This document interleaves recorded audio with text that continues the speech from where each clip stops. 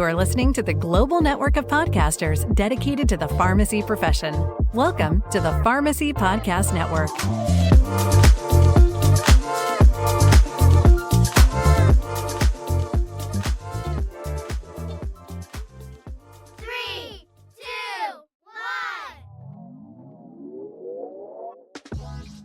Adverse drug reactions, or ADRs, are a serious issue in healthcare today. The pharmacist is the last line of defense to help prevent ADRs. A rising role of the pharmacist is the specialist who focuses on our children. Pediatric pharmacy ensures safe and effective drug use and optimal medication therapy outcomes in children up to 18 years of age. Currently, there are more than 1,450 board-certified pediatric pharmacy specialists, known as BPS. If you're interested in this expanding field of pharmacy, this podcast is for you. All right, everyone, let's give it up for our host. Hey, listeners, welcome back to the Pediatric Pharmacist Review. After taking a little bit of time off, we are back and better than ever here in 2026. I'm here with my co-host, Mary Vong. Mary, how you been? Great. We've just missed the podcast and we really wanted to start this year off with a bang. So we wanted to highlight one of our own pharmacists. But before we do that, Justin, how does it feel to be on the podcast as an official employee for Perfecting Peds? Yeah, the transition has been an absolute blast. So it's been fun to be an official part of the Perfecting Peds team and make a little bit of a shift. But I love the vision of what we're trying to build here.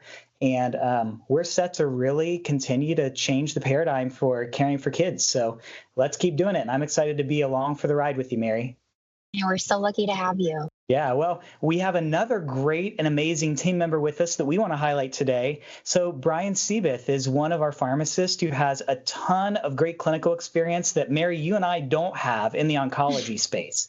So he fills an amazing gap in our team, and the patients that he works with love him immensely. And so we're here not to talk about what we can do, but what our amazing pharmacists are doing. So Brian, thank you so much for joining us on the podcast today. Hi, very nice to be here. Thank you for having me on. You want to give us a little bit of a background? Well, first of all, I'll toot Brian's horn for him. Brian is honestly the fan favorite of the company. If there's a phone call and it's a patient, they're most likely looking for Brian, and they most likely think that I'm like his receptionist or something, because I'm usually the one that will have to transfer calls. But you can tell it in our reviews. You can tell it in our NPS scores. You can tell it just by seeing who calls and who they're looking for. Brian is definitely the fan favorite, and we're extremely lucky to have him. Can you tell us a little bit about your background and how you came to Perfecting Peds, Brian? Sure. So I've bounced around a little bit. So I'm from Rhode Island, went to school there, go Patriots, since Super Bowl is on Sunday.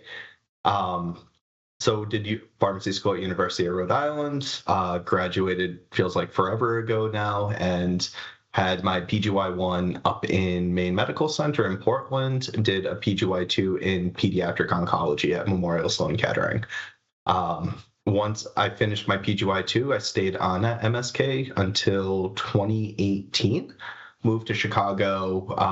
My wife got into grad school, so we swapped to Rush University. And so worked between the adult hemonc floor, helped open up pediatric and care pharmacy service while I was there. So that was a lot of fun.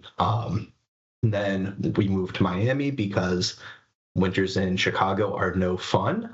So we came to where there's supposed to be no cold, even though this week it's been as cold as Alaska.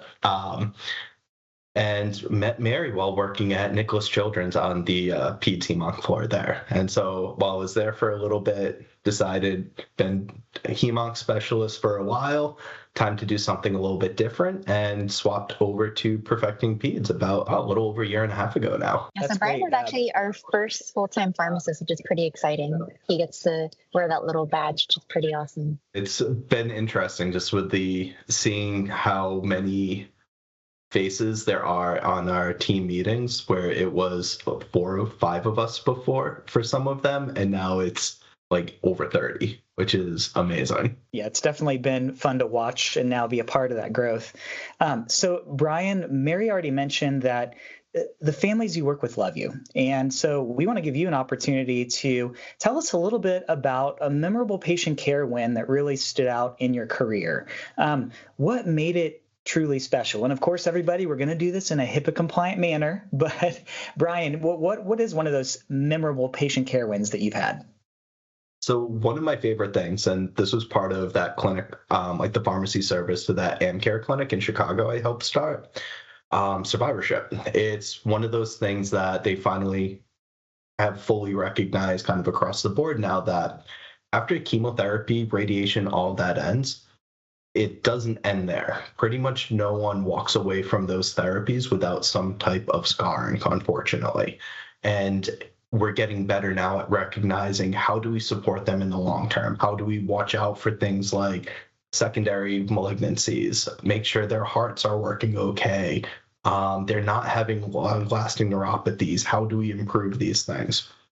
And so one of the big changes actually happened within the last few years or so is that one of the agents commonly used, mitoxantrone, they changed its cardiotoxicity equivalency.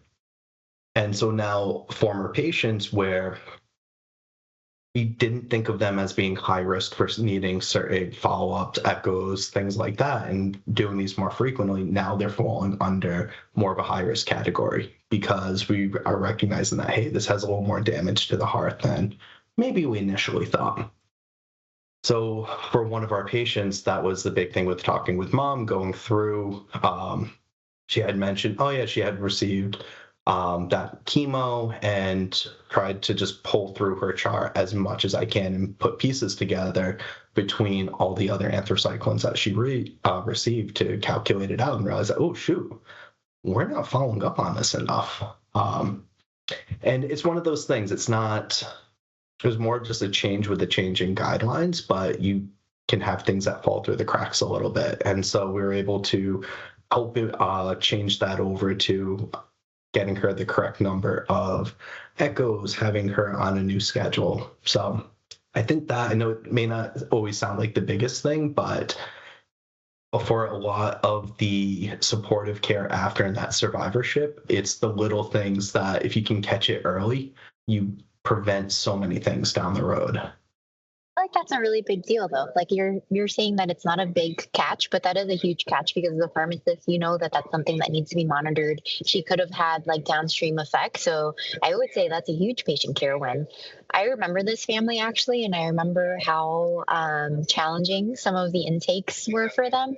Were there any other unique challenges in this case, and how did you overcome them? I think a lot of it was trying to figure out what their lifetime dose was and doing that accurately, because there's always well, this is the regimen, the protocol that they were being treated on, but then actually confirming, well, what did they receive with it? Did they receive any of the protective medications with it? When was the timing between it? So more going back and trying to piece together the timeline between everything was probably the most difficult part, but then what do you do with it, and trying to apply the guidelines to it to present it in a way to her doctors and teams to understand that, hey, this is something that we do need to take into account and look into a little bit more with our survivorship. Yeah, Brian, I've been learning a lot more about survivorship, and I couldn't agree more that this is a growing area of oncology practice that needs to continue to expand. It's really proactive care, right? You're trying to, as you've already mentioned, anticipate the downstream effects from the treatment they've received to maximize quality of life and functioning even afterwards. So would love to see that continue to grow, and excited to hear that it's happening in pediatrics. Brian, another thing that I know happens a lot in the oncology space is collaboration. There are lots of people on care teams involved in caring for kids with different oncologic diagnoses. So how did collaborating with multidisciplinary teams contribute to positive outcomes for the patients that you cared for? And it's really come down to what everyone brings to the table with it. I always say that we're all looking at the same patient, but depending on your background, your training, you're looking at it through a different lens, and everyone's bringing that experience to the table to try to catch things that not everyone is going to be thinking about. And it's not to say someone's missing something. It's more of just, when you have multiple eyes on it, thinking of it in different ways, you're more likely to get a full, complete picture. It's like that. old graphic of you have people examining an elephant in the dark and everyone's kind of touching a different thing, and they come up with, well, this obviously is a tusk and this must be a skeleton, this is that. So that's what can happen with patient care sometimes. So when you bring everyone in together, you get that more complete side to it. So that's where, following up on these parts, letting the doctors know that, hey, this is what we're reaching for lifetime maxes. These are the side effects that they're having. Some of it too, especially in outpatient settings, what I've seen, that families are sometimes a little more comfortable talking with the pharmacist or other parts of the team because they don't want to let the doctors down. They don't want to make it seem like they don't know what's going on, or, oh yeah, we understand exactly what you told us. And then you talk to them after and like, do you want to go through? And like, oh yeah, we don't know what that meant. So it just kind of helps fill in some of those holes. And again, it's not a downside to any one part of the system. It's more of just trying to get parts to work in collaboration with each other. One of my favorite parts about this case, Brian, I feel like you're not giving yourself enough credit, is how complex it was, not only from a treatment standpoint, but just from the social aspect of it. I remember we had to get translators all the time, like mom didn't fully understand. And then on top of that, the patient was quite difficult because she did have ASD. So I think like just trying to coordinate, like Brian was trying to coordinate this echo where the child would have like enough like distractions and stuff. So it was just like, it was so much more than just an echo. It was trying to get like the translator, trying to get like child life or something in place, trying to get just oral sedation or something to try to make this echo happen. I think it was way more than just an appointment, Brian. But what did you learn from this experience, and what do you carry on with it with you today? Just persistence and kind of making sure that you're thinking of the patient as a whole. It's like you had mentioned, where it's not always, oh, we just need to get this test, we just need to get that test. It's, oh, do they have transportation to get there? Can they sit through imaging? Can they sit through that study? So there's a lot of other pieces that usually when you start to see things break down and you talk to the family, it's never because of, I just didn't feel like getting it. There were other social reasons, economic reasons, that if you can try to understand what the barriers were, you can come up with a better plan on how to overcome it and make sure that they have access to everything that they need to follow up with their post-chemotherapy appointments and things like that. So I think just keeping in mind that barriers usually have a solution, and it's better to understand what the barriers are rather than just give up and say that, oh, they're just not being compliant to this. Brian, I love that attitude that every problem is solvable, right? We just need to surround it with the right information, get the right resources. And then if we can do that, all the patients and their families will be taken care of. Brian, I want to step back a little bit and ask you a little bit more about your background and how you even got into pediatric hematology and oncology. So what drew you to this practice area and what keeps you motivated in this field? Yeah, it's a great question, and it's one of my favorite to answer on interviews, I think, because of how, looking back, it's these small moments that kind of led it to there. One of the big things, when I was a kid, I wanted to be a marine biologist. So I thought I'm going to go study sharks and, off the coast of Block Island. In high school, I was a huge nerd, probably still am. Went to marine science camp, was told I'll never get a job. So start looking for things that you can do marine science research into. So you get a little bit of both. And that's, again, what I thought I was going to do going into school. It's like, I'm going industry. I'm going to go research with my pharmacy degree. Had Orgo. I'm sitting there pipetting. I'm like, this is not what I want to do for the rest of my life. And after that, like, I have no idea what I'm going to be doing. And so this is now the summer before I get into pharmacy school. I saw an ad to volunteer for a camp in Rhode Island for kids recovering from cancer. It's like, oh, that sounds interesting. I'm going to do that. And when the week was done, I was like, this is it. I'm going to go clinical and I want to work in pediatric hemo because the kids were amazing. I went back and did that camp another 4 or 5 times. And every time I left it was the same thing. It's like, this is absolutely what I want to do. Had a rotation at St. Jude when I was like doing my appy, and that was kind of the part where it's like, yep, this is it. I love working with this population. The kids are amazing. The science to it fascinates me, especially now with all the cellular therapies that are coming out, the immune-based therapies. And yeah, so that's kind of what lit the fire in me, and it was probably one of the most roundabout things. Literally because I saw the movie Jaws when I was in the 4th grade that I ended up a hema pharmacist later on. From Jaws to PT monk. I love it. And it's funny that we both have that connection with camp as well, because that's one of the reasons why I became a neurology pharmacist, is because I fell in love with seizure kids at seizure camp. But camp and just the whole job, I think, of being a pediatric hematology oncology pharmacist is really hard, because not only are you balancing the technical aspects of it, but you're also balancing the emotional side. So how do you balance just like being so black and white with everything and talking about treatment protocols, but also dealing with the emotional side of things, because it is a very tough time for these families? That's a great question, and one that still a lot of times I was there, I still was trying to figure out the best way to balance it.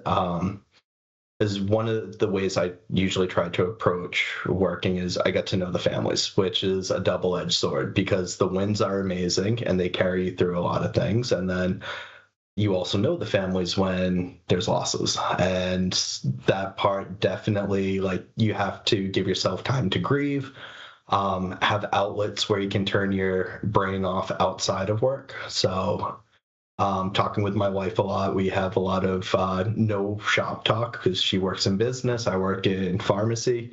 We both get really bored when the other person starts talking about what we do. You see that glazed look.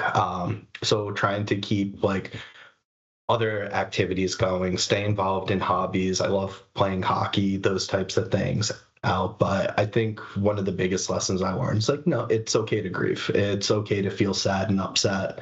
Give yourself a moment to recover from things. It makes the job more rewardable in a lot of ways too, I think, when you get to know the patient a little bit better. That's why I don't know if it shows up on camera at all, one of my reminders of that is a little card that a patient gave me. God, this was like when I was just starting out, and he was my little buddy. And that's where every place I've worked, I've kept this card on my desk as just kind of a reminder of the good times are great. It's okay to grieve, and there's still a lot of work to be done to get numbers better. There's so much balancing that has to be done in all pediatric practice areas. But yeah, pediatric oncology is a unique one, and it takes a special kind of person to do it well. And you're clearly that type of person, Brian. As I've gotten to know you, even in the last few weeks, working on the same team with you, there are a few things we have in common. We both love hockey and sports, but another one is we love investing in young students, right? In future practitioners in pediatric pharmacy. So I'd love to ask, how has your work with PGY1 and PGY2 residents and even pharmacy students, which you help to lead here at Perfecting Peds, influenced your perspective on patient care?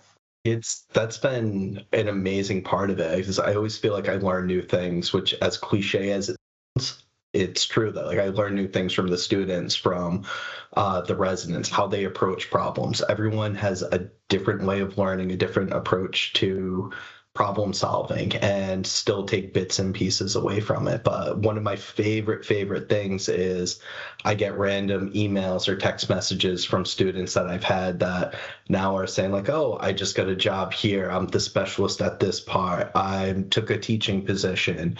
Hearing what they're now doing in their careers and have been moving on. I always thought was really cool. One, that they still remember me to keep me updated like that, but two, just knowing that even if it's a small amount that you can contribute, that's keeping that next generation of pharmacists going, and hoping kind of light some of that passion to keep them interested in pediatrics.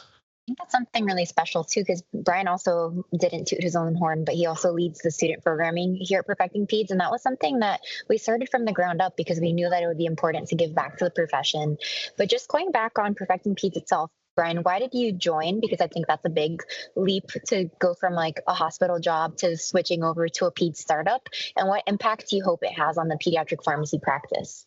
So I think part of it, and this is one of the big things I've kind of advocated for, is realizing too when you're starting to get burnt out from a role. So that way you can take things to keep yourself in the profession and take steps for it.